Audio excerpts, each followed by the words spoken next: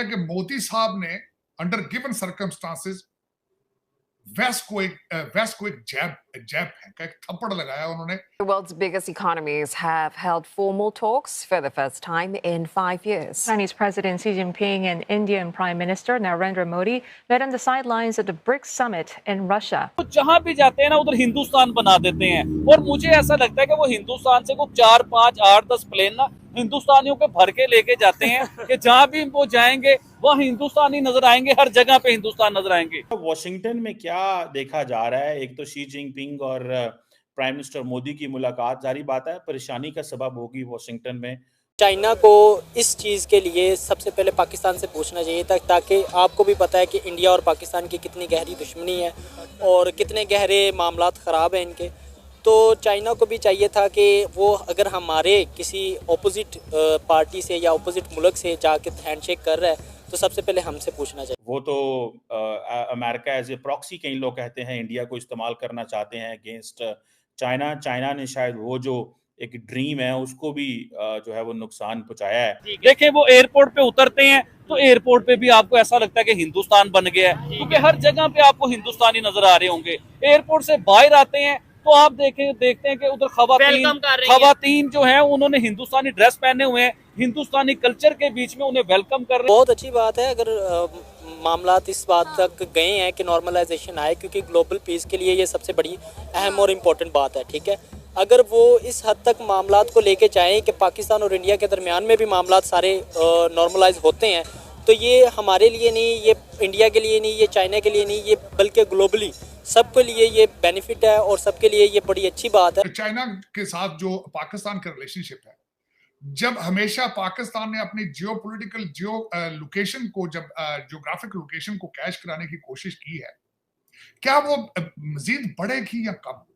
China जो ना वो एक सुपर पावर है, ठीक है, लेकिन उससे बड़ी सुपर पावर जो है वो अमेरिका है। ठीक है, इस वक्त दोनों का कंपटीशन है और हमें जैसे पता है कि रशिया और यूक्रेन की जंग लगी हुई है। ठीक है, तो उस चीज़ का फ़ायदा उठाते हुए चाइना जो है वो उसके साथ इंडिया के साथ लिंक कर रहा है और रशिया के साथ लिंक कर रहा है अमेरिका को नीचा दिखाने के लिए। मोदी साहब ने अंडर गिवन सर्कमस्टांसेस वेस्ट को एक जैब फेंका, एक थप्पड़ लगाया उन्होंने।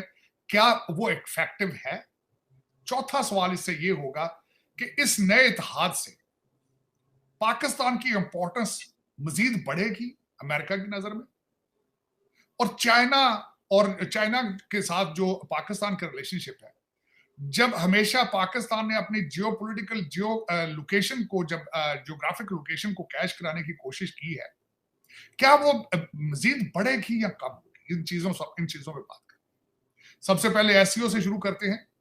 एससीओ में कई नई चीजें आई, कहते हैं कि आई स्टार्ट मेल्टिंग, कई डायलॉग हुए उसके ऊपर। जाती दफा मैं आज फिर दोबारा मेरे जहन में वो फिक्रा गूंज रहा है डॉक्टर जयशंकर का कि पीस बिफोर ट्रेड। वापस पहुंचते गए डॉक्टर जयशंकर, 7 लोग जो है कश्मीर में मारे। वो एक ऑर्गेनाइजेशन टीआरएफ जिसने उसकी रिस्पांसिबिलिटी एक्सेप्ट की है।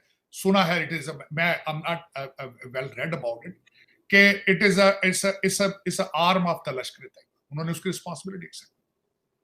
6 लोग वो टनल वहां बना रहे थे, खाना खा रहे थे, लाइटें बंद करके उन पर फायरिंग की गई। 6 लोग बिहार से थे, बाहर से थे, जिनका कोई रिलेशनशिप नहीं है कश्मीर या कश्मीर की फॉरेन पॉलिसी या भारत की फॉरेन पॉलिसी। विदोष लोग थे, बच्चों के बाप थे, औरतों के शोहर थे, इंसान थे। एक डॉक्टर भी उन्हें मारा गया। पता नहीं उससे क्या हासिल होगा, मैं उस पर तबसरा नहीं करना चाहता, लेकिन उससे सीईओ के अंदर जो कमिटमेंट, कनेक्शन, एंटी टेररिज्म, सारी जो कमिटमेंट थी, क्या उसको जरब लगी है या नहीं लगी? पाकिस्तान को उस पे, पाकिस्तान की फॉरेन पॉलिसी को क्या धचका लगा है उससे, ये एक अलग बात है। अब मैं समझता हूं भारत इस पे रिटेलिएट करता, जवाब देता, अगर वो चाइना के साथ एंगेज ना होता या ब्रिक्स की तरफ ना जा रहा होता तो इसका रिएक्शन कुछ आना था। लेकिन उन्होंने इसको अभी तक they have put on a back burner, क्योंकि 3800 किलोमीटर का एक जो बॉर्डर है चाइना इंडिया के साथ, उसका उन्होंने तनाजा अपना ठीक किया।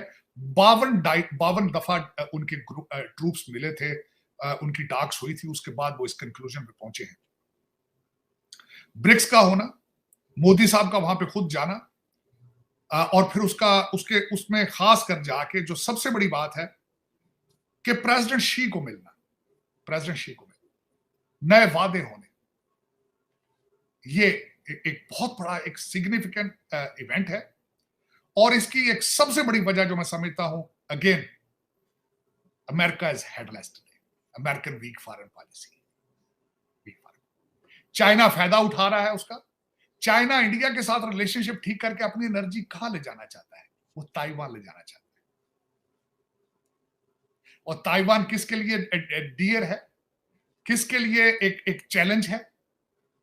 वेस्ट अमेरिकन, बिलखसूस अमेरिकन वेस्टर्न सिविलाइजेशन जो कि इस वक्त थक चुकी है और अपने आखिरी सांसों पर है, उनके मुंह के ऊपर थप्पड़ है इस वक्त चाइना और भारत की तरफ, दोनों की तरफ से।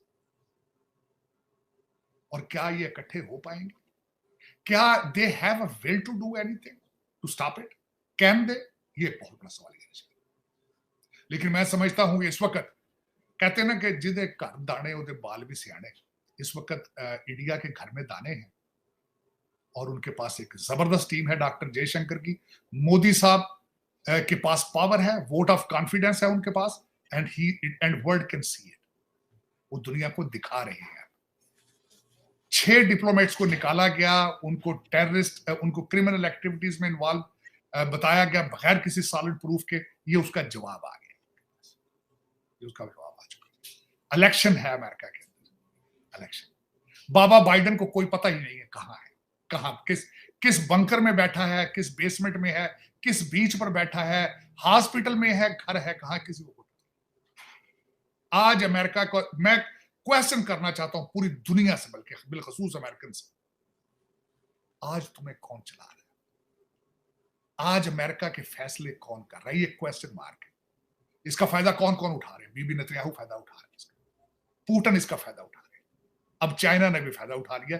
भारत ने थप्पड़ मारा है, जवाब दे दिया कि डोंट यू डेयर हमारे साथ पंगा लेने की कोशिश ना करना। तो चीमा साहब, इस पे नई ग्रुपिंग है, नई ग्रुपिंग आ रही है, इस पे पाकिस्तान कहां है? मैं अल्टीमेटली, आप पाकिस्तान में बैठे हैं, मैं खुद एक पाकिस्तानी अमेरिकन मैंने आपकी तरमीम आई है जिस पे पाकिस्तान रुक चुका है, स्टैंड स्टिल। एक चीफ जस्टिस की अपॉइंटमेंट पे पूरा पाकिस्तान रुक गया था। मैंने कभी किसी कंट्री के अंदर इस तरह की मिसाल नहीं देखी कि आर्मी चीफ की एक्सटेंशन पे कंट्री रुक जाए।